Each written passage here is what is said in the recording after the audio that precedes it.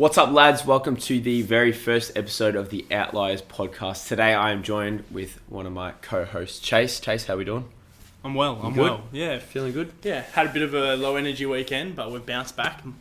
Nice Tuesday midday, feeling good, feeling energized. So, yeah, I'm keen. Hell yeah. So, for episode number 1, we're going to be introducing Chase. So, get to know a little bit about yourself, tell the people, all that kind of stuff. So like I said, there's only 2 of us here. We've got Danny, who's in Europe at the moment, living his best life. Yeah. But we will release a video about him. But today is all about Chase. So, who is Chase? Who are you, mate? I don't know who you are.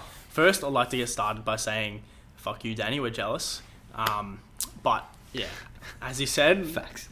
I hope you're having a good time. Anyways, yeah, me, Chase McMillan. So, I would consider myself special. My mum calls me special. There we go.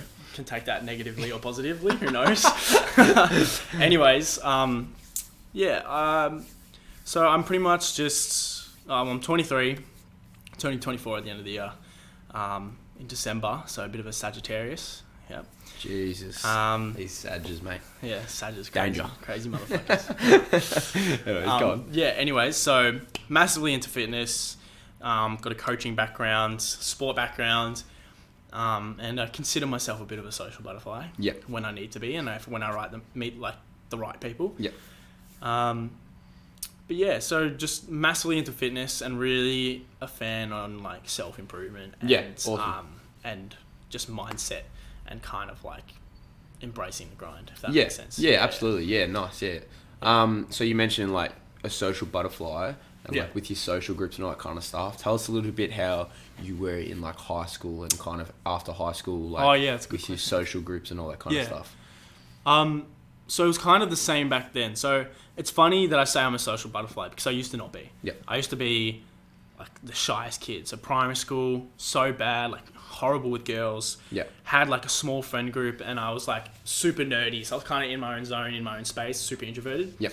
And then I feel like as anyone else, you kind of grow out of that, like in high school. I still didn't conquer it because I was super bad with like public speaking and large groups. So I never really went to parties. But I'd have more friends. So like instead of just having that my one group, I'd be able to go and bounce off a lot of different groups. So I think that kind of helped me get a good understanding, like a better understanding of people as a whole. So I can kind of bounce off almost everyone. Yeah. And find something that I'm interested in, that they're interested in, or find a common ground. And I feel like I've learnt and gotten better at that. So yeah, awesome. Yeah, so that came from high school, but I got way better coming out of it. Being a coach, being a PT, and developing, like all that kind of stuff. Okay, yeah. So with your coaching and your PT, how long have you been doing that for? Like, how far into it, all that kind of stuff? Give us a little rundown. So coaching as a whole, it actually started when I was like 14. Oh, wow. So Yeah, that's I was a volunteer gymnastics coach. So going from gymnastics to then coaching after I stopped doing like squat and all that kind of stuff, I volunteered and did like a group class for the first time, and I was shitting myself. As I said, I used to have the social anxiety, so that was when I was only just growing out of it, so it still freaked me out, coaching in front of all these people, that kind of stuff. So I took a step back, and then later on kind of re-fell into it, like fell in love with it again, and I coached gymnastics once again before leaving high school. And then that was kind of when I knew that coaching was like the right thing. So out of high school, did my PT course, so my Cert 3, Cert 4, started PTing, did a lot of work experience, and now I'm seriously coaching like properly as a career for the last maybe year and a half. So like it was a big build up, but seriously about a year and a half. Okay. Yeah, so what was like because you said you've been coaching like seriously for a year and a half. What was like, was there anything in particular that happened, or you just fell like seriously in love with it, which made you kind of realize, no, I want to take this shit seriously? You know what I'm saying? So it was, funnily enough, me coming out of my shell. Yeah. It's a very social career. So it took a lot of mental energy for me to break through and finally realize that like I just got to do it and be confident and be myself. Yeah. Because it really affected me growing up. And so it carried over into when I would do my work placements and stuff. It really affected the way I'd coach and be able to communicate with people. And then a year and a half ago, like I took an internship at Viking, and I was like, this is like the place I want to work at. This is That's like awesome. the career I want to take and the environment I want to be in. And then I've grown like significantly since, like knowing that I can grow in this space and it's more of a safe space than anything. Like the way the community works, like it pushed me to fall in love with that. With what you're doing. So yeah, so it's the people and the workplace that I did the internship at that made me go, okay, this is the right way. Whereas the other ones I was scared and like afraid that this wasn't it. Yeah. And I thought I was like failing because I was like, is this the career that I want to take? This was my one and only shot. And I treated it as such. So I think third time is a charm because I did a few more. Fourth times actually. I did 3 other work placements. Yep. And then that's what secured it for me. And like, is the reason why I'm doing it to this day. Yeah, very nice. Yeah, I think just taking that kind of like leap of faith and being like, this is the time I'm coming 100%. out of my shell. You know what I mean? There's a lot of people that will kind of, I guess, not do what they love or kind of shy away from it just because it involves like coming out of your shell. And like you've basically just had a perfect example of saying, you realise that one time you're like, no, this is it. You know what I'm saying? You've got to do what you got to do. No, very nice. Yeah, awesome. Yeah. What about like just the gym in general? Like, what's the go with that? How long have you been training for? Taking it seriously? Like all that kind of stuff. Yeah. So like resistance training and bodybuilding, probably only been taking it super seriously for like 2-3 years. Yeah. I've got a lot of different experiences, the styles of training. So coming at like from being a gymnast, as I've mentioned plenty of times. Yeah. It's pretty hectic kind of style of training. So once I kind of fell out of love with that, I needed to find something that was very similar. So I did calisthenics. Yeah. Then moved to like incorporating that with like some bodybuilding kind of style. Because I started like looking at all the Gymshark athletes and I was like, oh, I want to do that. So kind of since then I was like, yeah, let's do bodybuilding. And did that probably for the last 4 years on and off. Because then I went back to Ninja Warrior like naturally because I did calisthenics. My mate wanted to do Ninja Warrior. So I was like, all right, let's give that a shot. Yeah. Then COVID hit. And so like 2 years going down the drain. And then since then I've been super serious. So like that's where the 2 years would come from. Yeah, very nice. And then it was like on and off back in the day. So yeah. Yeah, beautiful. Is there anything planned or thinking ahead for the future? Is there anything you want to do, like competing? Yeah. Maybe in powerlifting, all that kind of stuff. Yeah, So when you go through that many styles of training, you kind of set yourself a goal and it's always in the back of your head now. So I've got plenty of like ambitions to like do Ninja Warrior, do powerlifting meet. Like I want to do a bodybuilding competition, but like you kind of have to know and pick one because you can't do all at once. So like going through doing calisthenics, I was like, I want to do like street stuff, like whatever. I want to do like a calisthenics competition where I do like all the crazy bar spins and stuff. Yeah, man. And then I was like, maybe not. This might be a bit too much. Plus injuries, all that kind of stuff. So that kind of scrapped it, but it's always in the back of my mind. Same with Ninja Warrior. That's what I was training for. I was training to be on Ninja Warrior. So that was a goal at the time. But right now, I feel like I'm in a good space where it's not me being realistic, but it's me going like, this is the one that I want to do the most. And I think I've decided that I want to do a bodybuilding comp. Yeah, in the that's future. mad. Yeah, that's sick. Yeah. I might go to doing like some powerlifting stuff later on. Obviously, your mind changes, but right now, I'm definitely like on that path of just resistance training, hypertrophy bodybuilding, and then working on my posing, and then eventually building up to a point where I am ready to be on stage. Yeah. Yeah. So that's a big goal of mine right now with my training. That's why I'm pushing it so hard and being super serious, because now I have that one goal that I want to do instead of being all over the place. Yeah. And does that goal kind of come from just being obsessed with training and kind of like you said, shifting your what you want to do, and like you said, now you're basically balls deep into training. Is that kind of come with it? You know what I mean? Like you've been training so hard all the time, consistently, and all that kind of stuff, and now you're like, bodybuilding would be a sick idea. You know what I'm saying? It comes. There's so many different reasons why I want to do it, but I'll boil it down to the environment that I'm in, the people that I'm spending my time with. They all want to do it, and I wanted to do it, but I would never really push myself to do it. So now that I have a circle that has like-minded goals and similar goals, it's easier to push myself. Facts. So if I wanted to do Ninja Warrior, I have one friend that wants to do Ninja Warrior, and he's so busy. There's no accountability. There's like nothing. So it's like I can't push myself to hit this goal or I'm not aware that I'll be able to do it. So I'm going to leave it until I'm in a space that I can. Yeah, facts. But right now, in like where my mindset is, my close circle and the people surrounding me, everyone is kind of on that path. Yeah. So it's super easy to push myself and want to train that way because everyone else is doing it. Yeah. So it's like, if I got my mates doing it and I want to do it, it makes it so much easier for me to do it. So I then train as hard as you guys. I eat as hard as everyone else. Like, we're all not comparing, but we're all pushing each other to be our better selves, which is like the main reason why I kind of want it to go that route. Yeah. So basically, like, we're all in it together. So 100%. Like, so it's like easy. It's like, fuck, the boys that want to do a comp eventually. I want to do a comp eventually. We're training the same way. It just makes sense to me to kind of like push the envelope a bit in that regard. Absolutely. Then to like start going off and doing my own thing, even though it's good to do your own thing sometimes. It's also like, that was one of my goals prior to meeting you boys, and now I can realistically achieve it knowing that I have that support network. Yeah, absolutely. Yeah. And I think the support network is so crucial these days. You know what I'm saying? Like you said, if you surround yourself with people that are like-minded, have the similar goals, you're going to make so much out of it in terms of like developing yourself and developing others, because it's like I said, it's not the comparison. It's not the, he's doing that, I need to do better. It's kind of like, he's doing that, I need to push myself, and then he'll push me, and then I'll push him. It's all that kind of stuff. So it's a back and forth, like, especially when you have similar goals.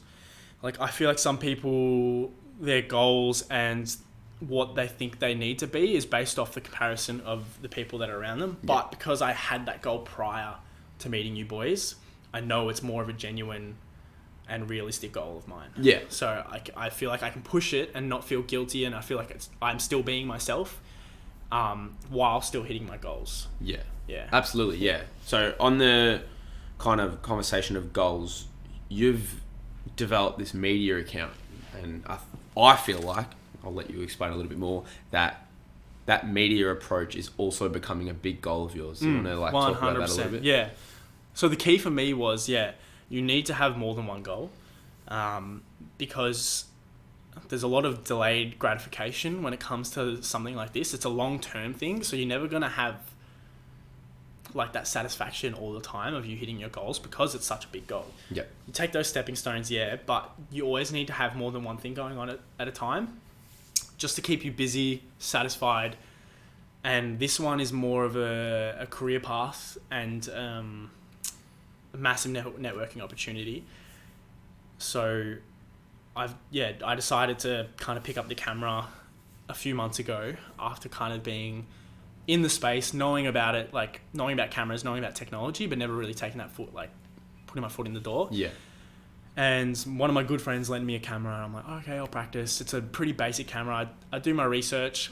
It turns out it's like one of the easiest cameras to learn on. So I'm like, okay, well, I guess I'll push myself and be the best like photographer I can be with the equipment I have. With what you've got, yeah. 100%.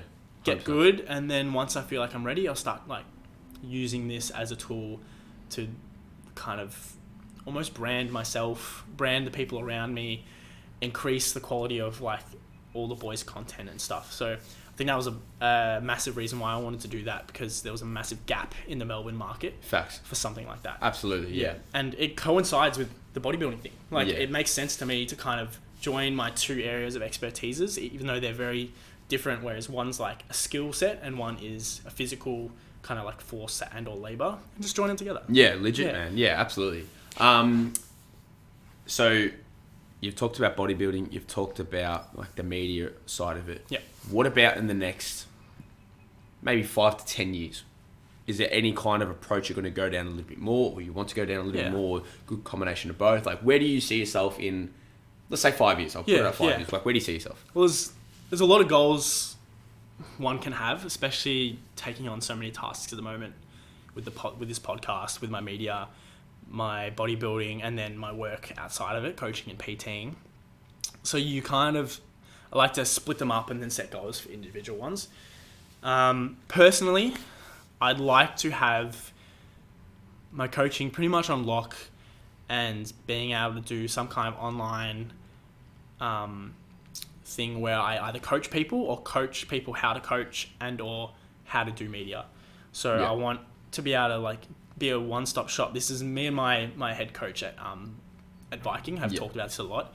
But I'd really like to push people to do what I'm doing and do what he's doing, but like a combination. So be able to like someone come out of like TAFE or doing their Cert 4, not knowing what to do, have no experience, then come to me, come to my head coach and be like, what do I do? Yeah, and we just fast track them. So they have a brand, they have the content, they have the experience to be a PT and or a coach and just run free and do that in like 6 months to a year. So kind of be able to build people up so then they can just flourish and do their thing. Yeah, so you basically want to be the kind of person in terms of coaching where it's like, I'm new to this, I don't know where to go, I don't know where to start, where's what where's do I that do? person, you know what I mean? Yeah. So we help build their brand, help build them up as a coach and a person as well, like get them really working on like their lifestyle and their mindset and then push that and then they can create a career. Yeah. So that's definitely one area. So I want to be able to do that.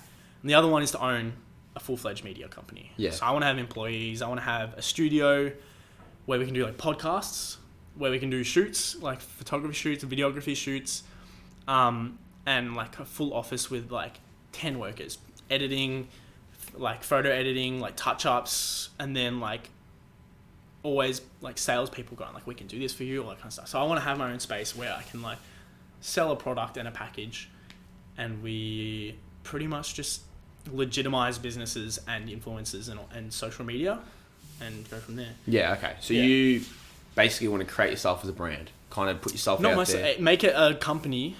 Eventually, it probably won't be called Chase MC Media. Yeah. It could be Mick Media. I don't even know where we go from there. But like as an individual person, I'm building my own brand, and then eventually I might come up with something and expand. Yeah, expand. And that's the goal. And once I start doing that, then all my other little goals that I want to tick off will kind of fall in place. Yeah. So I'm not really prioritizing going like, I need money, I need a house, I need this. I feel like if I prioritize my career and my passion, everything will fall in place. Yeah. So I have everything written down, but it's not like I'm going, I need this by this time. It's like, I just want to do this. Kind of go. And I know that if I do this, everything else will fall in place and I'll be good. Yeah, absolutely. Yeah. And I think that kind of, not really in terms of media. I feel like media, like you said, is kind of, I don't know, you don't really see much of it online at the moment. Like, you're basically my main source of like media. Like if I need, for example, if I'm going to the gym and I'm like, I want good quality photos, I'm obviously going to hit you up and that kind of stuff. I feel like 100%. there's not that much of like a supply of like people who will actually do that. So I feel like you're kind of entering a market that's like, that will benefit. 100%. You know what I'm saying? It's a niche that isn't really filled in Melbourne. Yeah. That's why I decided, because I struggled, like, because I create content for myself, you guys create content for yourself, but it was like everyone was using their phones, and yeah, you see a few people here and there, like, who have, like, good idea of how to use a camera, but they're doing it for themselves. They don't have someone else doing it. I feel like that is the gap that people are missing out on, especially in the fitness industry. So I was like, you know what, fuck it, I'm gonna be that guy that does it for everyone, and it just turns out it was really needed. Because I've got people all over Melbourne, like I've got people in Paran, I've got people on the other side of the city wanting me to video for them because they don't know anyone who does it. And I'm like, well, I guess I'm that kind of I'm going to do that. And I feel like that's reinforcement that I'm doing the right thing. Oh, absolutely. Yeah. No, absolutely. Yeah. And that kind of goes to anybody who's watching or listening. Like if you've got kind of a plan or an idea that you want to do, you'll be surprised if it's not such as like a saturated kind of area in the market. If, like I said, if you're similar to Chase and like you love your media, you love like your photos and all that kind of stuff, if you put yourself out there, you'll be surprised. There's probably like there's probably not as much of a supply as you probably think. So there's definitely opportunities. There's so many opportunities these 100%. days. It was a problem that I faced, and if I'm facing it, I know hundreds of other people are going to be facing it. So it's like, will I take that step and just try and find someone and or do it for myself, or will I be that person that solves a problem and then can create something from it? Yeah. And I just decided, I'm like, look, I'm going to put my pride aside, and even though I want to get content for myself, I feel like it's a good opportunity to start getting content for others, and then eventually will up my game, and hopefully in the long run people end up helping me out. But I decided to just go like, I'm going to push my stuff to the side and focus on this because I feel like everyone else needs it more than just one person, and I can make something of it. So I solved the problem, and it ended up being a bigger problem than I thought. Yeah. And so it's just fast-tracked me even more. Absolutely, So it's just forced me to learn and start like actually thinking about how seriously I want to take this. Oh yeah. And I'm taking it seriously. So, No, good shit, man. Yeah. All right, there we go. So we've learnt a little bit about Chase. Now we are going to head into some questions. So for those who don't follow our Instagram, follow that shit because we ask you to ask us questions. Yep. And we're going to choose some of yours and we're going to ask Chase some questions right now. So we've, like I said, we've asked you guys to ask us some questions. So we're going to pick out a few. We've got Matt, who's asked us a question. Thank you very much. What's your favorite muscle group to train and why? I feel like I could go cliche and say chest. Yeah. But I really do enjoy training shoulders at the moment. Just straight up shoulders.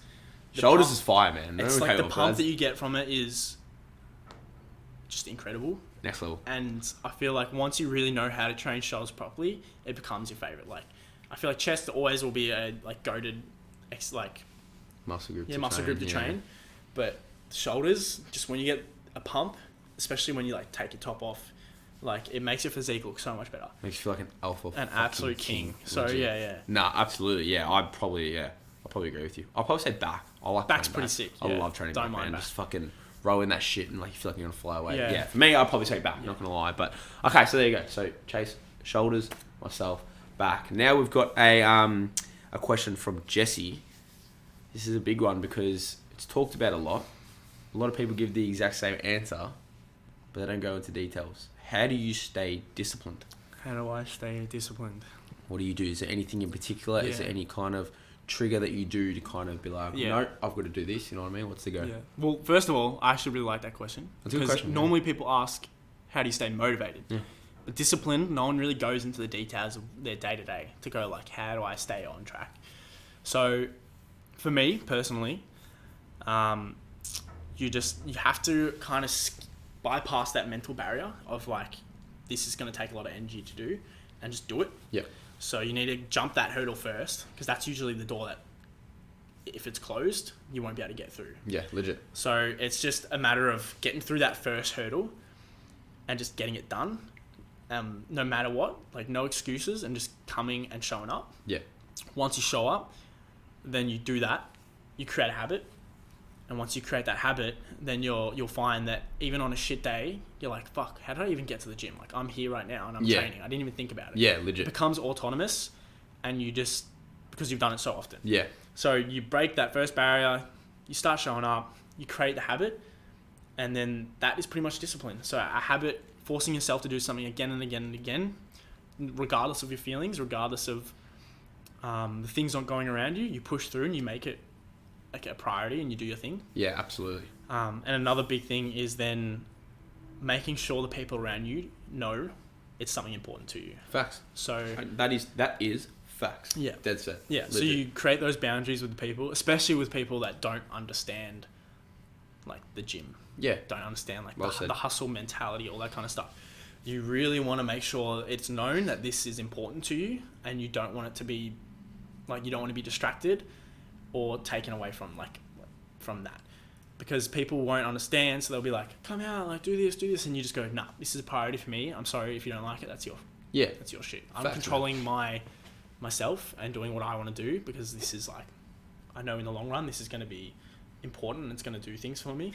So I'm making it a priority and telling you no, I'm not going to come out. I'm sorry. Absolutely, yeah. So just to touch on that, just to give an example, if someone's on prep and they don't, usually, generally speaking, people who are on prep for a show, they don't drink, they don't go out, you know what I'm saying? They make sacrifices. It's tunnel vision, you know what I mean? You've got to make sacrifices to kind of be I'm bringing the best physique on show, and that involves cutting out drinking, that's what they'll do.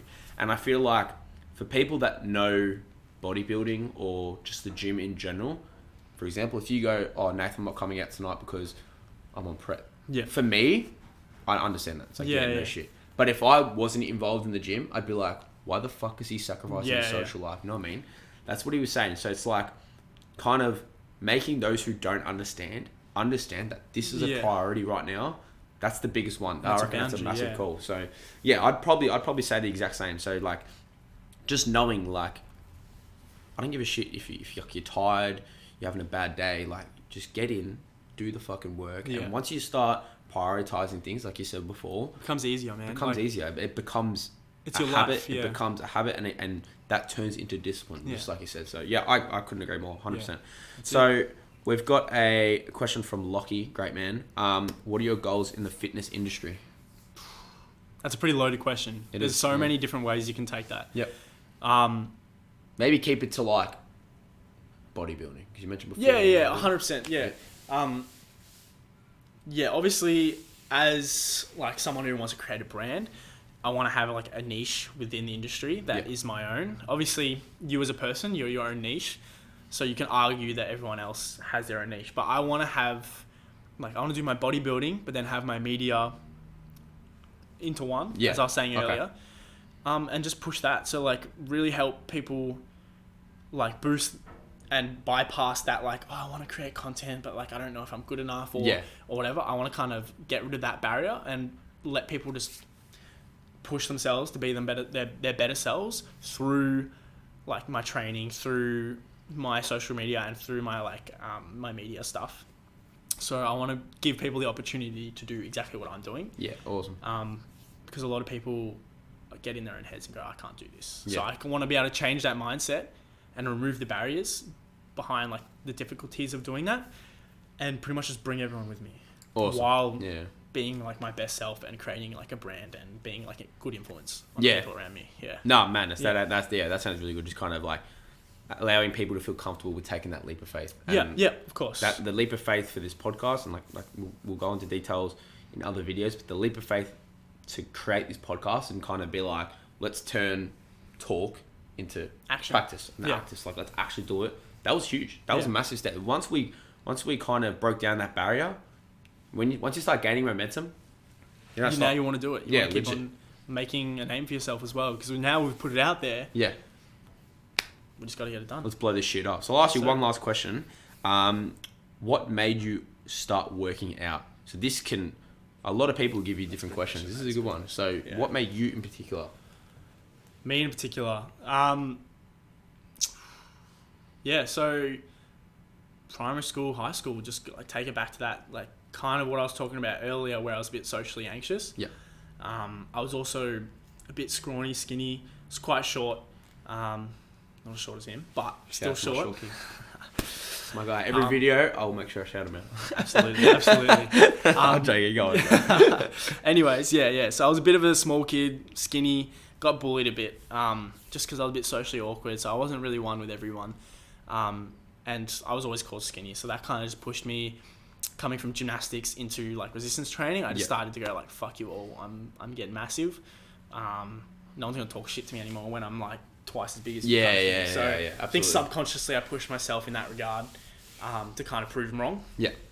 And then from there I just fell in love with it, and it's history. Yeah. That's where we're at now. Absolutely. Yeah. No, that's good. Just kind of being like, fuck you. Yeah. You're getting massive now. Massive, like, prove them wrong. And I think you guys have seen some of the content that I produce. It's big on like believing in yourself and proving people wrong, because like everyone's going to hate, everyone's going to judge. Facts. And it's just like, fuck you, I'm here now. What are you doing with yourself? Absolutely, man. Yeah. And I'll be the biggest biggest motive for me is kind of like with what I post, and I try like express how I feel as much as possible. You could give someone $1 million and then someone be like, why don't you give them $2 million? There's always going to be someone that's going to talk, so just fucking do what you got to do. Yeah, exactly. Doesn't matter. You know what I'm saying? Just do what you got to do, post what you got to post, achieve what you got to achieve, and kind of go from there. Exactly. All right, we're done skis, I reckon. Yes, sir. All right. How do you reckon we went for episode 1? Felt pretty good. Yeah, it was good. I hope you boys enjoyed as well. Well, boys and girls. Kings and queens, boys and girls. Queens. Hope you all enjoyed. Stay tuned. Like I said, follow our Instagram and our TikTok. Yep. And Spotify and YouTube. Obviously, you're seeing this on YouTube, but everything. Yes. Run it up. So run all of it up. Like I said, follow our stuff, because we post stories and actual posts just in general quite regularly. So if you want to stay involved, get involved, and we'll kind of end it from there. Thank you, Kings and Queens. Alrighty, guys. Until next time. Peace.